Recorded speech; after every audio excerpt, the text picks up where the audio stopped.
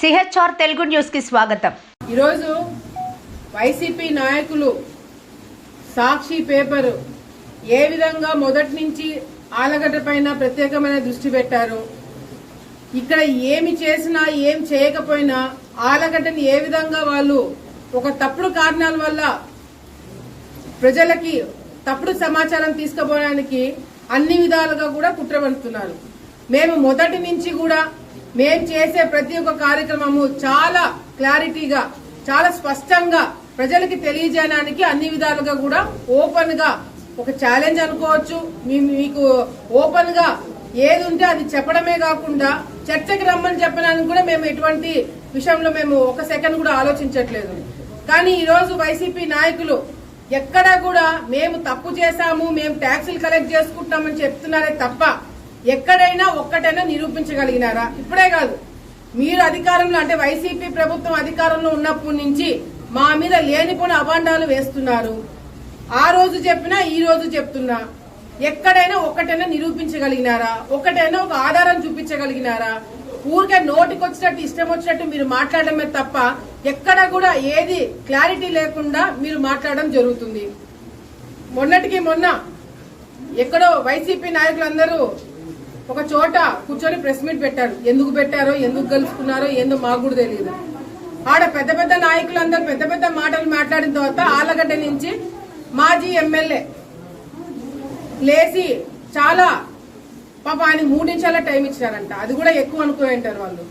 ఆయనకు 3 నిమిషాలే టైం ఇచ్చి ఆ 3 నిమిషాల్లో నీ సోదేదో చెప్పుకో అని చెప్పి వాళ్ళ పార్టీ వాళ్ళే చెప్పినారంట. ఆ 3 నిమిషాలు ఆయన చెప్పింది ఏంటంటే ఆళ్లగడ్డలో అక్కా బావ ట్యాక్స్ వసూలు చేసుకుంటారని. అవును తమ్ముడు నాని, అవును. ఎందుకంటే మీ గంగులోకి ఏమైనా తెలియదు కానీ మీ నాయనేమో ఈ నుంచి పార్టీ మారినవాడు కొడుకు అంటాడు, నువ్వేమో మమ్మల్ని అక్కా బావ అంటున్నావు. మీకు బంధువులు లేరా? మీ ఇంట్లో ఎవరు లేరా పాపం అనేది మాకు కూడా అర్థం కావట్లేదు. సరే, నువ్వు మర్యాద ఇచ్చి మాట్లాడుతున్నావు కాబట్టి తమ్ముడు నానికి తెలియాల్సింది ఏంటంటే డబ్బులు ఏదైతే ట్యాక్స్ మేము కలెక్ట్ చేస్తున్నామని చెప్పి అంటున్నాడు తమ్ముడు నాని.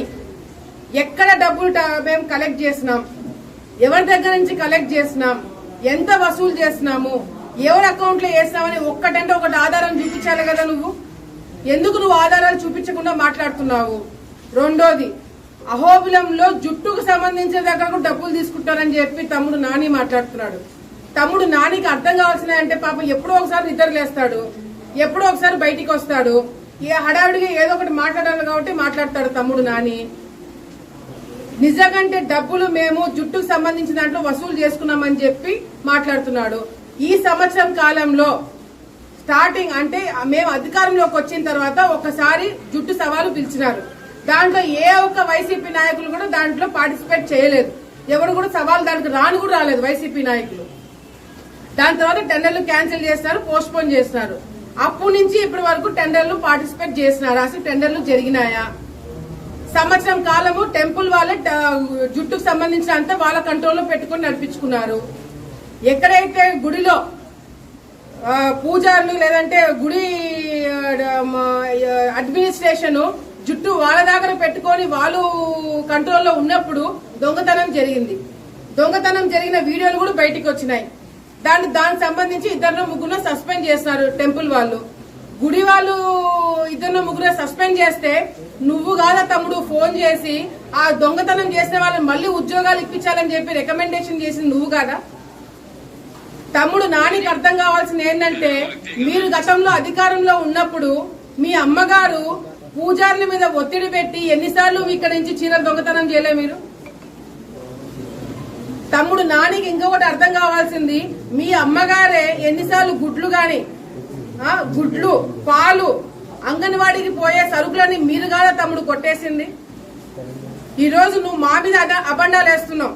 ఒక్క నిమిషము ఇవన్నీ కూడా నేను పక్కన పెట్టి మీ మీద నేను దృష్టి పెట్టి మీరు చేసిన అరాచకాలని ఆధారాలతో సహా బయటికి తీసి మీ మీద కేసులు పెడితే మీ పరిస్థితి ఏంటి తమ్ముడు? మీరు చేసిన పాపాలకి మీరే అనుభవిస్తారని చెప్పి మిమ్మల్ని వదిలేసిన.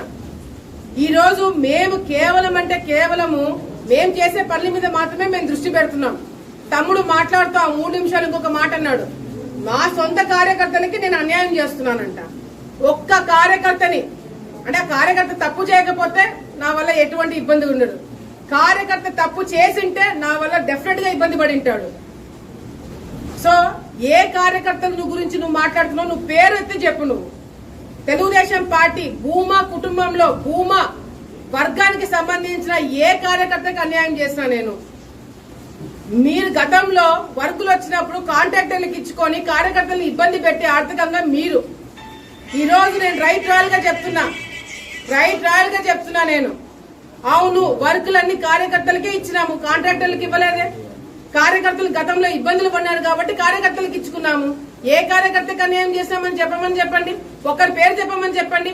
3 నిమిషాలు మాట్లాడినారు కదా, ఒక్కరి పేరుని మాట్లాడగలిగినాడా? లేదు. అంతేకాకుండా ఇంకోటి, మొన్న జరిగింది జుట్టు సవాలు కాదు, గేట్ల సవాలు. గేట్ల సవాల్లో ఏం జరిగిందండి? నేను ఇప్పుడు ఓపెన్ గా చెప్తున్నాను, తమ్ముడు నాని, నువ్వు ఫోన్ చేసి మీ సర్పంచ్ సీసా వెంకటేశ్వరుని పక్కన పెట్టి నాకు కమిషన్ ఇవ్వండి, 25 లక్షలు నాకు కమిషన్ ఇవ్వమని నువ్వు అడిగినావా లేదా? నువ్వు మీ ఇంటి దేవుడు నరసింహస్వామి మీద ఒట్టేసి నువ్వు చెప్పు. సీసా వెంకటేశ్వరుని పక్కన పెట్టండి, రాజకీయం గబ్బు లేపుతున్నాడు, డబ్బు నాకు గట్టండి, డైరెక్ట్ గా సవాల్ లేకుండా ఎవరు రానికుండా చేస్తానని నువ్వు మాట ఇచ్చినావా లేదా? అర్ధరాత్రి నాకు ఫోన్ వస్తే నేను ఒకటే చెప్పిన, మనకి పోతే పోయింది, ఎక్కడ కూడా కాంప్రమైజ్ కాకండి, ఒక్క రూపాయి కూడా అవతల వాళ్ళకి ఇచ్చేది లేదు, పోటీకి వస్తారేమో రమ్మని చెప్పండి అని చెప్పినాము. ఎక్కడ వచ్చినారు పోటీకి? మీరు సవాళ్లు జరిగినాయి, పోలీస్ డిపార్ట్మెంట్ అంతా పెట్టించినాము, ఎక్కడ కూడా ఒక్క గొడవ జరగలేదు. వైసీపీ నాయకులు వచ్చి లోపల కూర్చున్నారు కదా, ఎందుకు పాడలేకపోయినారు వైసీపీ నాయకులు? వద్దని ఎవడన్నా అన్నాడా? మీరు సవాలు పాడరు, ఎవరికైనా మా వాళ్ళకి వస్తే అది మేము దౌర్జన్యంగా తెప్పించుకున్నామని చెప్పి మాట్లాడతారు. నీకు ఏ మాత్రమైనా, నీకు ఎమ్మెల్యేగా పనిచేసిన ఎక్స్పీరియన్స్ ఏ మాత్రం 1% అన్నా ఉంటే నువ్వు పిచ్చి పిచ్చి మాటలు మాట్లాడవు తమ్ముడు నాని. ఇప్పుడైనా నువ్వు తల్లి చాటు బిడ్డగా బయటికి రావాలని అనుకుంటే కొంచెం బుర్ర ఉపయోగించి ఏం జరుగుతుంది, ఎందుకంటే నేను అన్ని ఓపెన్ గా చెప్తా. నువ్వు 60-40 మీ నాయన అడిగినాడా లేదా? మొన్న 60-40 మీరు అడిగినాడా లేదా? నేను వద్దనా లేదా?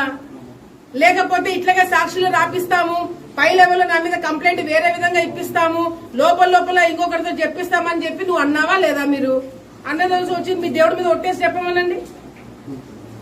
సో మీరు నాతో పెట్టాలనుకుంటే, నా గురించి మీరు మాట్లాడాలనుకుంటే నేను అన్ని ఓపెన్ గా మాట్లాడతా. మీరు అర్ధరాత్రి నాతో సమావేశాలు జరిపినవన్నీ కూడా నేను బయటికి చెప్పాల్సి వస్తుంది ఎవరి ద్వారా అనేది. సో నాతో మీరు దయచేసి ఇటువంటి రాయబారాలు పెట్టుకోకండి. నేను వదులుకుంటా కానీ రాజకీయము అవతలతో కాంప్రమైజ్ అయితే కాము. అది దయచేసి వైసీపీ నాయకులు గుర్తు పెట్టుకోవాలా. నా సంగతి తెలిసిన అందరికీ కూడా కాంప్రమైజ్ కానని తెలుసు, అందరికీ తెలుసు. నిజంగాంటే మీ వైసీపీ నాయకులు మేము తప్పుడు కేసులు పెట్టామని చెప్పి మాట్లాడుతున్నావు కదా తమ్ముడు, ఎవరి మీద పెట్టామని చెప్పు. వాళ్ళు టెండర్ల కోసం వాళ్ళు పార్టిసిపేట్ చేయడానికి వాళ్ళు వస్తే నేను తప్పుడు కేసులు పెట్టించి వాళ్ళని టెండర్ లో పార్టిసిపేట్ చేయకుండా చేశానంట. ఒక్కడి పేరు చెప్పు, ఆ టెండర్ నీకే ఇప్పిస్తా. నేను ఒక్కడి మీద తప్పుడు కేసు పెట్టి వాళ్ళని నేను టెండర్లు పాడనీయకుండా చేశాను నిరూపిస్తే ఆ టెండర్ మీ వాళ్ళకే ఇప్పిస్తా. అసలు మీ ప్రభుత్వంలోనే మీ జగన్మోహన్ రెడ్డి మీద నమ్మకం లేక, డబ్బులు వస్తా లేదా నమ్మకం లేక అధికారులు మా కాంట్రాక్టర్ తో మాట్లాడి మేము వర్కులు చేసే సందర్భాలు ఉన్నాయి టౌన్ లో. అట్లాంటిది మేము మా అధికారంలోకి వచ్చిన తర్వాత మిమ్మల్ని పార్టిసిపేట్ చేయకుండా మేము చేసినామా? అంత కర్మ మాకు పట్టలేదు. మీరు ఇంకొక రాజకీయాలు, ఇటువంటి రాజకీయాలు పక్క నియోజకవర్గాల్లో చూసింటారేమో కానీ ఆలగడ్డలో మాత్రము రాజకీయాలు మేము ఒక పద్ధతి ప్రకారం తీసుకుపోతాము, దానికి తగ్గినట్టుగానే ఉంటాయని చెప్పి తమ్ముడు నానికి మరొకసారి తెలియజేసుకుంటూ, నీకు ఇప్పుడైనా 3 నిమిషాలు ఇచ్చినారు, నువ్వు ఇట్లనే సమాధానం చెప్పుకుంటూ వాస్తవాలు చెప్పకుండా నువ్వు ఇట్లాగే పనులు చేస్తే మాత్రము నీ పార్టీ వాళ్ళ, నీ సొంత పార్టీ వాళ్ళ 3 నిమిషాలు కూడా కట్ చేసి నేను కూర్చోబెడతానని తమ్ముడు నానికి మరొకసారి తెలియజేసుకుంటూ, అక్క అయినా మంచితనంతో వదిలేస్తుంది, మీ బాగా వదిలిపెట్టడని మరొకసారి మీ నానికి తెలియజేసుకుంటున్నాను.